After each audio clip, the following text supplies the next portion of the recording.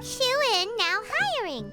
Urgently seeking one temporary chef willing to pay top Mora, salary negotiable. Look, Traveler, an urgent hiring notice and they're paying top Mora too! Oh, Paimon likes the sound of that. You're right, it is strange. Do you think something happened to Yenxiao? Cause that guy barely lets anyone ever set foot in his kitchen. Doesn't exactly seem like the type to hire help. The notice says interested parties should go upstairs and talk to the innkeeper Huayan. Should we go and see what's up? Yeah, and we can ask about the pay while we're at it.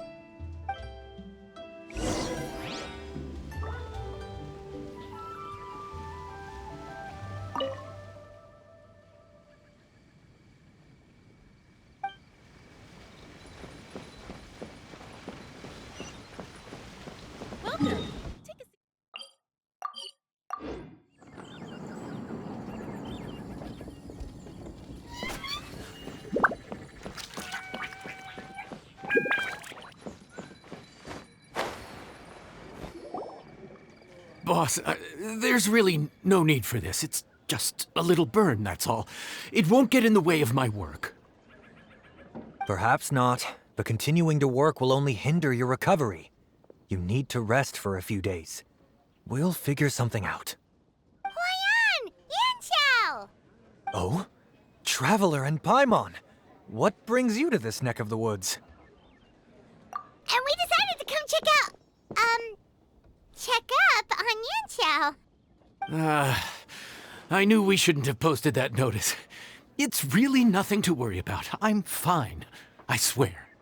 How kind of you. My thanks to you both. And thanks on Yanxiao's behalf, too. There's nothing to be embarrassed about, Yanxiao. Just tell them what happened. Oh, all right.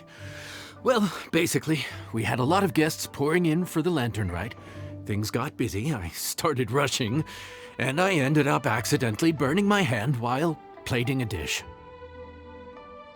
Well, you know what they say. Play with fire long enough and you're bound to get burned. Even the best chefs slip up sometimes. Anyway, it's nothing, just a tiny burn. I can still... Now, I don't want you pushing yourself. You'll only make it worse. And then you'll be looking at more than just a couple of days off to recover. But the lantern ride's only just finished. And we're still getting tons of guests. Now's not a good time for me to rest. Plus, lots of the guests are visiting from other nations. We can't just bring in some random chef off the street. We have a reputation to uphold. I refuse to let someone else ruin the good name we've made for ourselves here. Listen to you. Anyone would think that you're the boss and not me. But he's not wrong. Yanxiao was one of the favorites in the Masterful Chefs tournament. No matter how you look at it, his are big boots to fill. I don't mean to boast, but any chef of my caliber probably has their own restaurant to look after. It's not going to be easy to find someone who's got the skills and has the time to help us out. Looks like we might have to increase the pay we're offering even further. Do we know anyone that's a good chef and has the time to help out? Oh, of course, you! Oh, right! Yes, now I think about it, I do recall hearing good things about your cooking ability. I suppose I'd added you to my mental list of people who can hold their own in a combat situation, but forgot you can cook. Why are you even keeping a mental list of people who can fight? Maybe a story for another time. More importantly, I'm sure Yan Xiao would be comfortable leaving his kitchen in your hands, if anyone's. What do you think, Yan Xiao? Well, since it's you, I suppose that's better than anyone else. What do you think, Traveler? Should we do it? I should warn you that cooking for customers is quite a different ballgame from cooking for yourself, so I'll stick around the kitchen over the next few days to help smooth things over. Oh, so he's not leaving the kitchen after all? I believe there's some spare kitchenware here at the inn. Boss, would you mind? Of course, of course. I'll take care of it.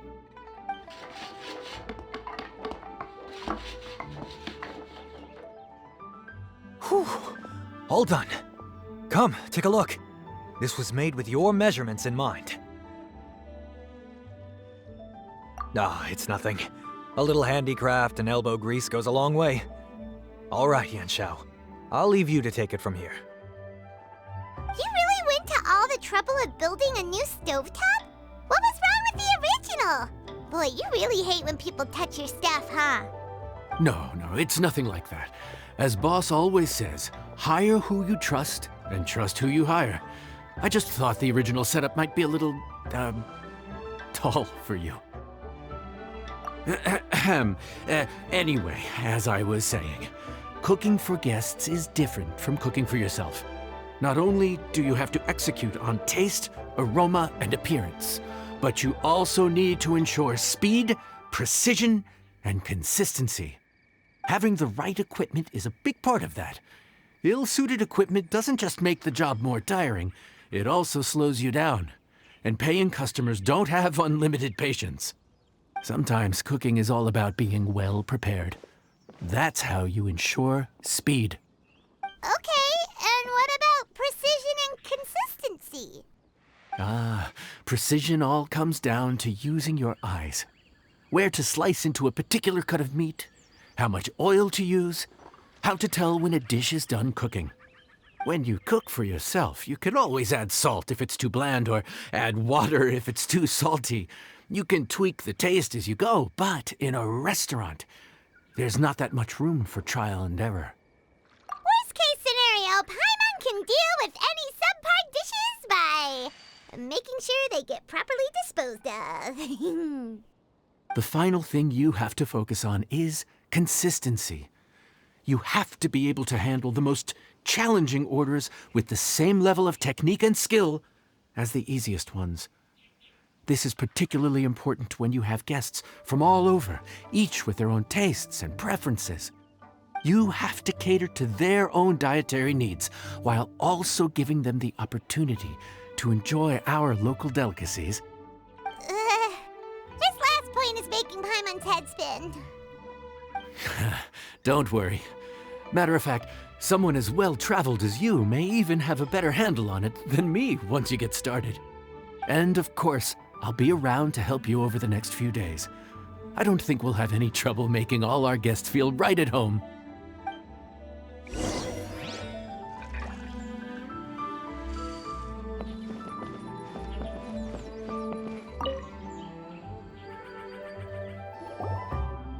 There's no time to lose, so let's get started. I imagine you probably have a good handle on the cooking side of things already. What you need to pay attention to is remembering each table's order. Try not to get them mixed up. Oh, Paimon's memory is like a steel trap. This is gonna be a cinch.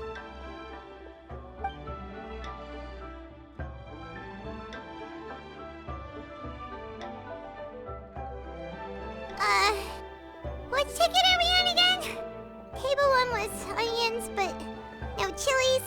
Table 2 was chilies, but no onions. And table 3 was, table 3 was chilies, but hold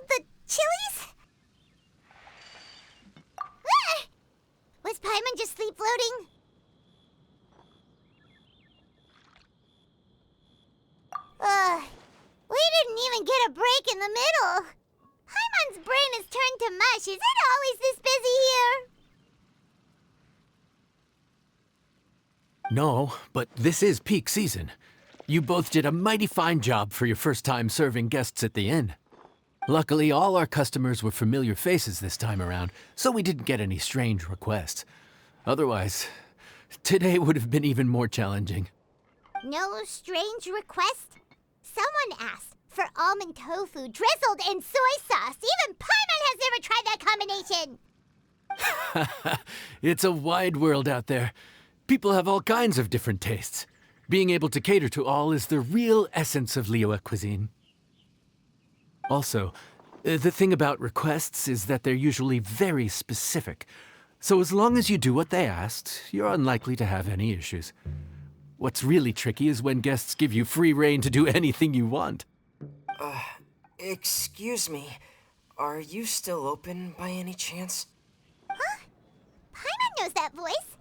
Let's go check it out! What should we do? It doesn't look like anyone's here. If only we'd gotten here a bit sooner. It's all right. If we start building a campfire now, we'll be eating before too long. Right. Besides, if anyone's to blame, it's Linny. So busy being a greedy culture vulture that he lost track of time. Linny, Lynette, Fremine, it is you! Paimon?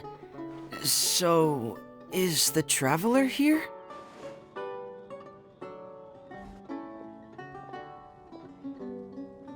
Traveler, Paimon! What a nice surprise!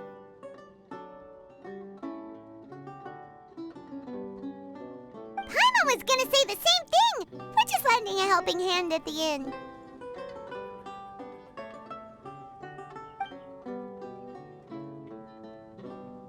Anyway, so that's how we ended up here.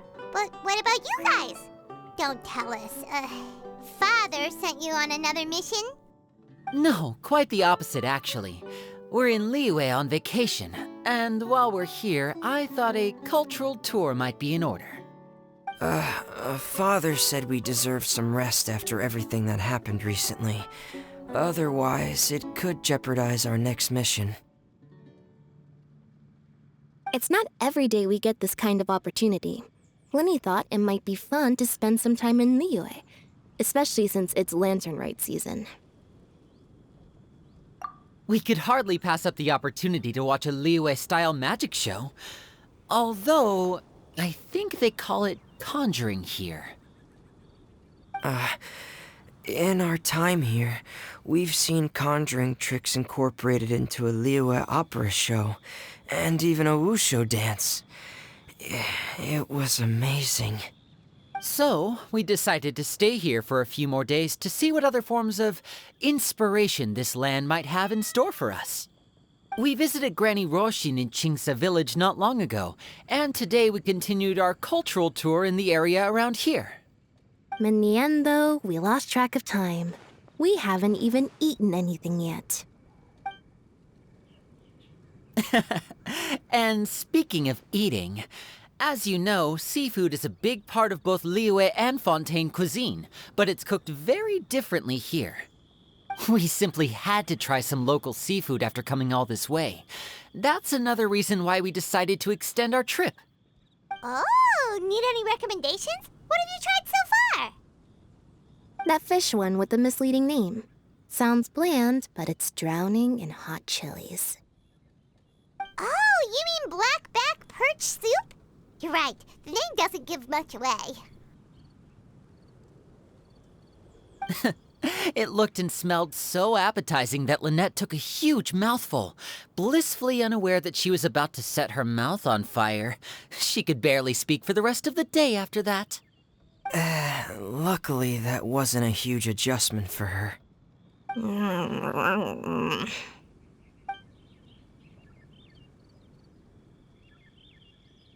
What? Aren't you guys hungry too? Yes, a little. Yes, I'm ready to eat. Traveler, I'm afraid we'll have to send you back to the kitchen now.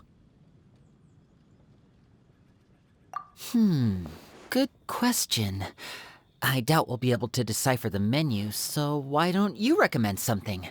You should be pretty familiar with our tastes. One more thing. Please, if you have a heart, don't make it spicy.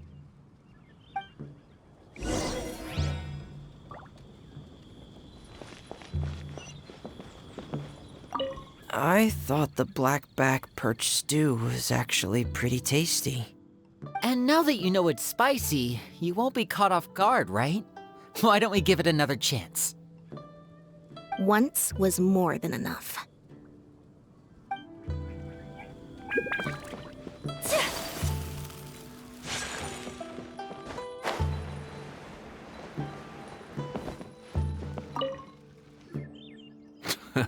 Fontaine, huh?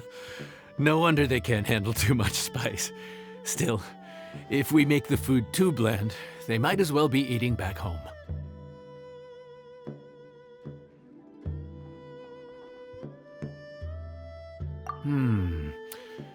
There's this crab and shrimp stir-fry I know that could work. It's quite heavily seasoned, but it's a lot milder than it looks. It has a light but really satisfying flavor. Ooh, that sounds perfect! What's it called? Well, this is where it gets interesting. They call it the Palace Jewels. The crab roe is supposed to look like pearls of gold, and the shrimp meat like chunks of jade. Here's the recipe. When you're ready, go ahead and give it a try. Could it be true? What I've heard.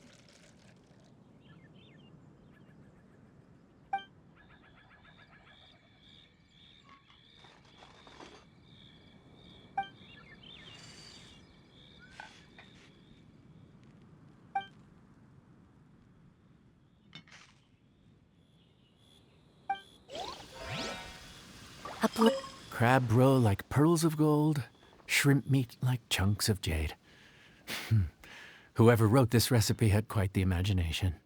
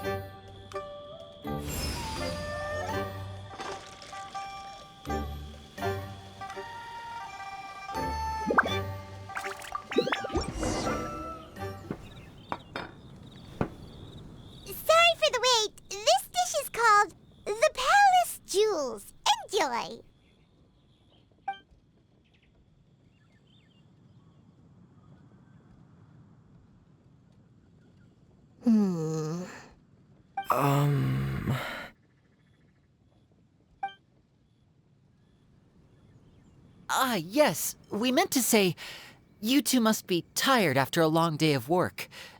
Do you want to eat with us? Oh, now that you mention it, Paimon is a little hungry. Well, if you insist, then who are we to refuse? Oh, right, of course. You're still our customers. Why aren't you eating?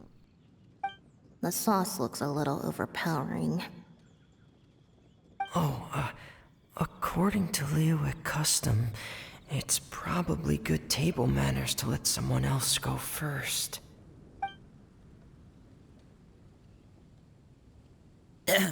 Looks delicious, traveler. I guess I'll dig in first. Here goes. What is it? Do you need some water?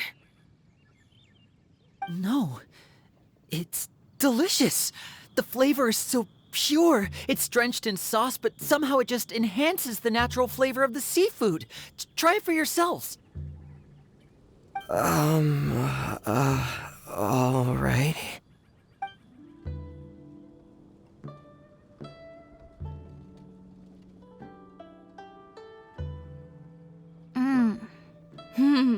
What is that? Crab roe? Yep, you have quite the palate, Lynette. No wonder it pairs so well with the shrimp meat. I've never seen it prepared this way before. According to the creator, chewy crab complements succulent shrimp, making a spectacular seafood ensemble with a succulent flavor and luscious mouthfeel. The crab roe glitters like pearls of gold, and the shrimp shines like chunks of jade. Hence its name, the Palace Jewels. So that's where the name comes from. Huh. I suppose it's quite fitting then. Huh. Was Paimon always this well-spoken? This dish must be right up your alley, Lynette. Huh?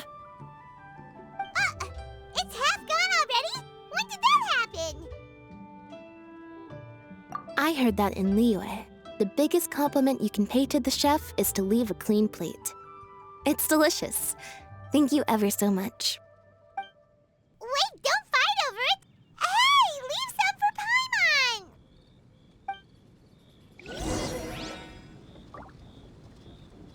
Paimon! I think I'm finally getting the hang of chopsticks. Yeah. Well, Linny and Lynette picked it up in no time, but they're naturally dexterous. Unlike me, it's taken me a lot longer, but I'm slowly getting there. Oh, speaking of chopsticks, in one of the shows we've seen here, someone performed a conjuring trick using a bowl and chopsticks. So, if I want to be a good magician's assistant, I need to keep practicing.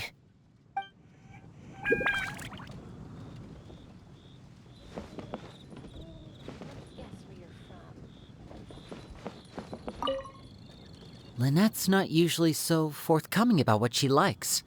But this time, well, she's expressed it in more ways than one.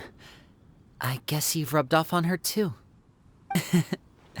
Or maybe your cooking is simply too delicious to resist.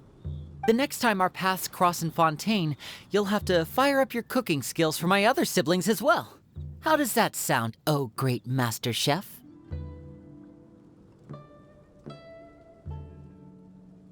Oh yeah? Well then, I'll have to clear my schedule.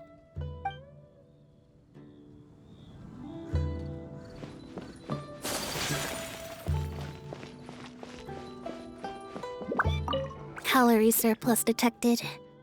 Digestion mode engaged.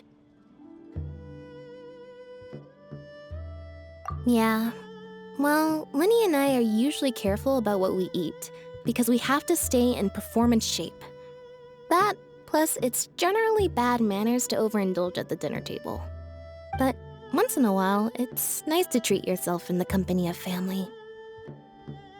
Besides, if I'd waited until my brothers were finished trying to outpolite each other, the food would have gone cold.